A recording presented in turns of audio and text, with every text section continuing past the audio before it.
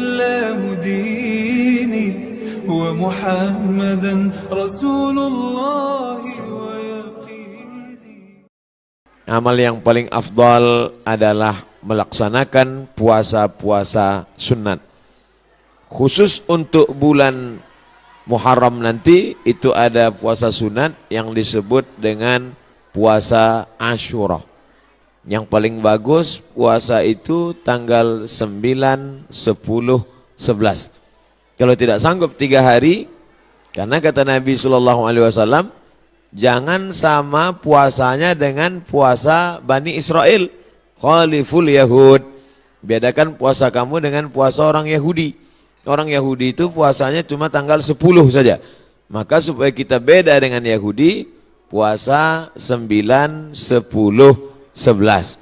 Kalau tak sanggup 9, 10, 11, pilih 2 hari saja, 9, 10. Nah, ketika Nabi sampai ke kota Al-Madinah Al-Munawwarah, Nabi melihat orang-orang Yahudi di Madinah itu puasa. Di Madinah ada 3 orang Yahudi. Yahudi Bani Nadir, Yahudi Bani Quraizah, Yahudi Qainuqa. Mereka tak makan, tak minum pada hari itu. Nabi bertanya, "Ma hadza?" Hari apa ini? Mereka menjawab, "Hadza yaumun salihun." Ini hari yang baik. Najjallahu fihi Musa wa aghraqa fihi Fir'aun. Hari ini Allah menyelamatkan Nabi Musa dan menggelamkan Fir'aun laknatullah alaih. Maka kemudian mereka bersyukur kepada Allah dengan melaksanakan puasa pada tanggal 10 karena Allah sudah menyelamatkan Musa alaihi salam dan menenggelamkan Fir'aun. Maka Nabi Muhammad SAW berkata, "Nahnu ahaqqu bi Musa minhum." Kami lebih berhak terhadap Nabi Musa daripada mereka. Maka Nabi pun melaksanakan, memerintahkan fa'amara bi siyamihi. Nabi memerintahkan puasa. Jadi tentang puasa Asyura ini tidak ada ikhtilaf antara ulama tentang disyariatkannya berdasarkan hadis-hadis yang sahih tuntunan Nabi Muhammad sallallahu alaihi wasallam.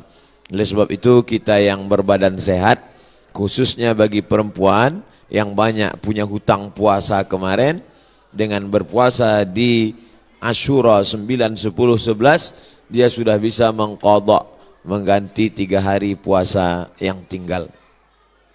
Karena perempuan yang kemarin tinggal puasanya di bulan Syawal, di bulan Muharram, di bulan Ramadan, itu bisa diganti bulan Syawal sebanyak 6 hari.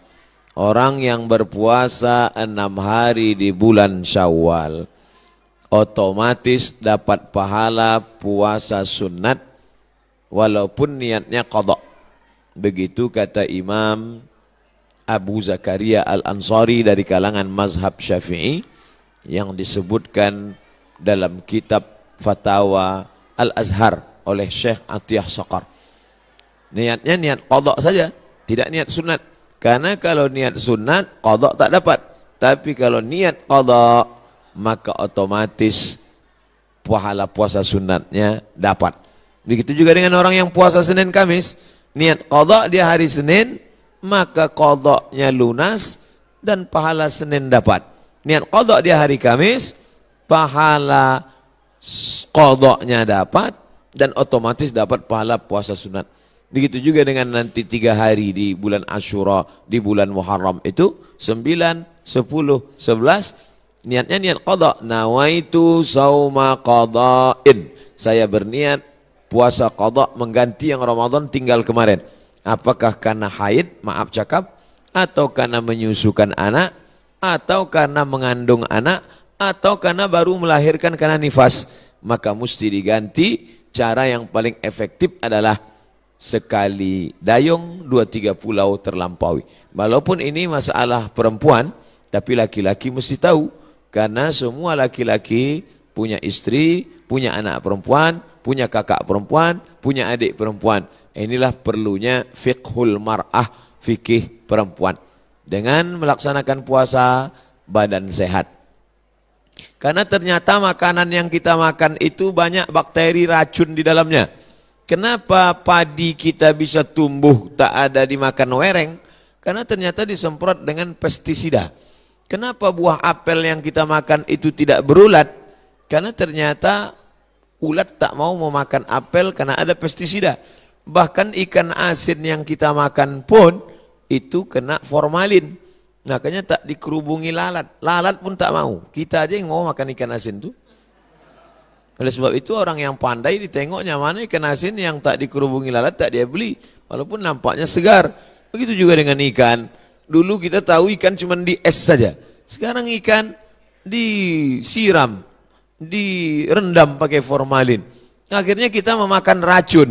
Maka muncullah ada kanker darah, kanker tulang, cancer kata orang barat.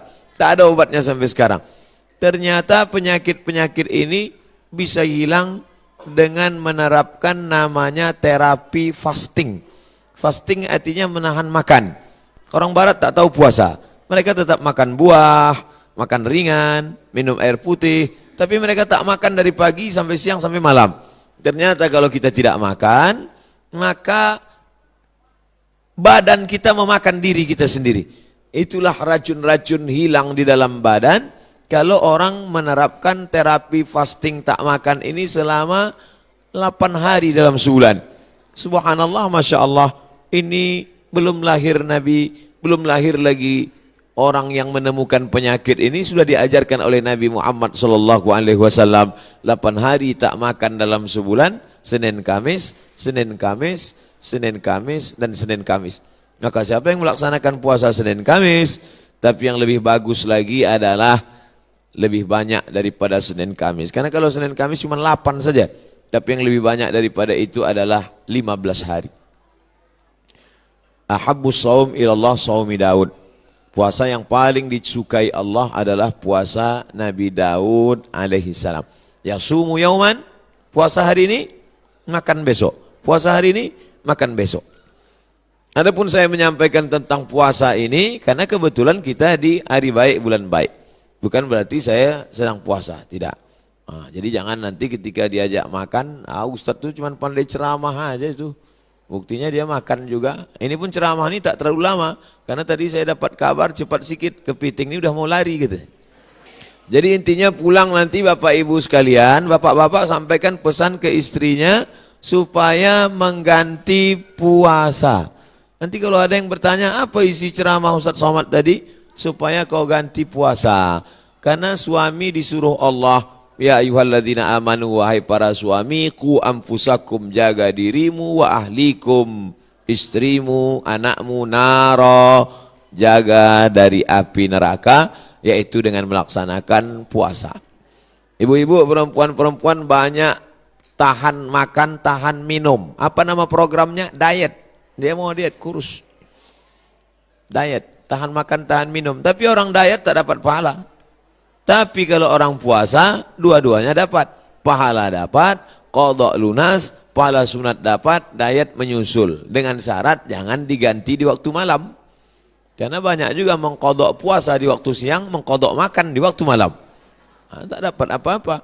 Oleh sebab itu maka badan sehat, otak sehat, orang yang sedang melaksanakan puasa menanamkan takut kepada Allah Subhanahu wa taala. Takut menganiaya orang, takut menengok yang haram, takut membicarakan aib orang. Kalau sedang puasa Asyura itu nanti mana ada orang mau membicarakan aib orang lain? Ibu-ibu yang ditelepon kawannya cerita tentang tetangga, anak si fulan, istri si fulan, tak mau dia bicara. Jangan bicarakan aib orang lain, stop. Nanti malam baru kita bahas, kata dia. Haram, tak boleh. Man lam yada qaulaz zur, siapa yang tak meninggalkan cakap kotor, cakap yang tak baik, membicarakan aib orang lain, menganiaya, falaisa lillahi hajatun fi ayyada'a ta'amahu wa syarabahu. Tak ada gunanya dia tahan makannya, dia tahan minumnya kalau tidak menahan cakap kasar, aib, ghibah, namimah. Jadi yang paling bagus diisi pada bulan haram ini, Dzulqa'dah, Dzulhijjah, Muharram, ini adalah puasa sunat. Tapi ada 4 hari di bulan ini tak boleh puasa. Di antara 3 bulan ini ada 4 hari tak boleh puasa. Itulah dia tanggal 10, tanggal 11, tanggal 12, tanggal 13. Kenapa tak boleh puasa? Karena hari raya daging kambing melimpah ruah. Walaupun tak semua bisa makan kambing ini, karena asal ditengoknya, baru menengok bungkusnya aja udah naik darah tingginya. Belum lagi makan dagingnya. Nah, adapun sekarang inilah masanya membakar kolesterol, membakar karbohidrat, membakar yang kita makan pada saat penyembelihan hewan kurban kemarin. Adapun ibu-ibu, bapak-bapak yang masih banyak daging kurban di freezer itu, sedekahkanlah kepada anak yatim, fakir miskin. Ini udah hari raya yang keberapa ini di bulan Zulhijjah. Sudah mau habis bulan Zulhijjah, masuk bulan Muharram. Tapi kulkas masih banyak yang belum bisa ditutup. Masih menyipak kaki kambing itu lagi. Oleh sebab itu, maka ini menunjukkan kita ini ada sifat tamak. Ada sifat tak ingin rezeki kita itu dimakan orang lain. Padahal puncak keimanan adalah la yu'minu ahadukum, kamu tak beriman hatta yuhibba li akhihi, sampai kau sayang kepada saudaramu ma yuhibbu li nafsihi, sama macam sayang pada diri sendiri. Tak sampai hati kita, makanan itu hanya lewat di leher kita. Kalau enak rendang kambing, gulai, soto, capcay, sop itu di lidah kita, di leher kita, maka kita bagikan kepada yang lain. Makanya kata Nabi SAW, idza tabakhta fa aktsir ma'aha. Kalau kau masak, banyakkan kuahnya. Kita disuruh masak banyak kuah. Untuk apa? Bagi kepada tetangga. Jadi kalau daging tadi tinggal 2-3 potong, masaklah nanti sore, banyakkan kuahnya. Bagikan. Tapi jangan gara-gara ceramah nih, ibu tuh hasil bersedekah, kuah aja isinya. Apa maknanya? Sedangkan sikit saja dia bisa berbagi, apalagi banyak. Oleh sebab itu maka dalam Islam. Tapi masalah lapar ini tak bisa kita ceritakan. Lapar bukan teori. Tak bisa diceritakan lapar menurut bahasa, lapar menurut istilah, lapar menurut etimologi, lapar menurut terminologi. Lapar mesti dirasakan. Setelah kita rasakan lapar itu, maka muncullah rasa berbagi. Lapar Ramadan sudah lupa, udah agak lama. Ramadan, Syawal, Zulqa'dah, Zulhijjah, 5 bulan setelah itu datang kita disuruh mengingat lapar lagi. Itulah dia lapar 3 hari, tanggal 9, tanggal 10, tanggal 11. Ngaji jangan cuma pengajian aja. Pengajian nonton TV, pengajian di YouTube, pengajian sekarang live langsung, cukup. Jangan sekedar pengajian tapi langsung diamalkan. Pulang dari sini, ambil spidol, tengok mana kalender, tanggal 9, tanggal 10, tanggal 11, garis di bawah, puasa Asyura. Andai, maaf cakap, pas tanggal 9, 10, 11, dia haid, maka dapat tetap pahalanya, karena sudah ada niat. Innamal a'malu binniat. Ibu kenapa tak puasa? Oh, mohon maaf, saya sedang halangan. Tapi niat sudah sampai. Adapun laki-laki tak ada alasan. Kau kenapa tak puasa? Aku niat aja sudah sampai. Anda tetap laksanakan. Maka bapak membangunkan istrinya. Rahimallahu mar'an, Allah merahmati laki-laki yang membangunkan ahli bait keluarganya supaya mengingatkan dia puasa besok. Bu, omak si Pulan, besok puasa, ganti puasa qadha kau yang tinggal Ramadan kemarin. Begitulah beruntungnya kalau punya suami solehah, kalau punya suami soleh, istri solehah. Tapi kalau dapat laki Fir'aun, tak mau tahu dia. Sholat kau sembahyang, tidak sembahyang bukan urusanku, puasamu bukan urusanku. Padahal dalam Islam diajarkan kita ini mesti menjaga orang yang ada di sekitar kita, keluarga, tetangga, sahabat, kerabat. Wa anzir ashiratakal aqrabin. Berikanlah peringatan kepada keluarga-keluarga yang dekat. Ini penting sekali tentang masalah puasa ini. Semua penyakit berawal dari lambung. Semua penyakit berawal dari lambung. Oleh sebab itu maka kosongkan lambung, hilangkan bakteri. Coba tengok iklan di TV. Dari bakteri di dalam lambung itu muncul penyakit gula darah, muncul penyakit diabetes, muncul penyakit jantung koroner, muncul penyakit kanker, muncul penyakit makanan. Bagaimana supaya cara makanan tadi hilang? Ini diperbanyak puasa sunat. Bagi yang sudah puasa sunat, alhamdulillah. Bagi yang mencoba-mencoba, mudah-mudahan disampaikan Allah Subhanahu wa taala niatnya sampai akhir. Jangan takut nanti puasa sunat badan lemas, puasa sunat kecuali dia pekerja berat. Pekerja berat tidak dianjurkan puasa sunat karena dia mencari nafkah. Bapak-bapak dari tentara, kepolisian, dia berat tugas. Polisi lalu lintas. Kalau dia puasa tak sanggup. Jangan untuk menangkap, mengembus semprit itu tak sanggup. Sedangkan ini tugas negara. Tugas ini wajib. Sedangkan ini sunat. Jangan didahulukan yang sunat, meninggalkan yang wajib. Pegawai kantor camat disuruh duduk, pelayan masyarakat dari pagi sampai sore duduk. Tidur pula di musola. Orang mau ngurus KTP, akte kelahiran, perpanjangan segala macam. Mana pegawainya? Tidur di musola. Kenapa? Puasa sunat, makan haram. Karena dia digaji oleh negara, APBN, APBD untuk melayani masyarakat. Bekerja itu wajib, sedangkan puasa ini sunat. Ini kalau ada orang model begini, ini orangnya alim tapi jahil. Alim kok jahil? Semangat beribadahnya kuat, tapi tidak punya ilmu pengetahuan.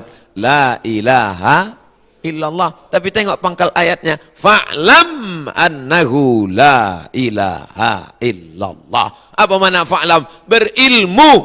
La ilaha illallah penting, tapi ada ilmu tentang la ilaha illallah. Siapa itu Allah? Awaluddin ma'rifatullah. Perkara pertama dalam agama ini adalah mengenal Allah. Wujud, qidam, baqa, mukhalafatul hawadis, qiyamuhu binafsi, wahdaniyah, qudrat, iradat, ilmun, ayat, sama, basar, kalam, kaji, sifat 20, mengenal Allah Subhanahu wa taala. Akidah pokok pangkal yang pertama.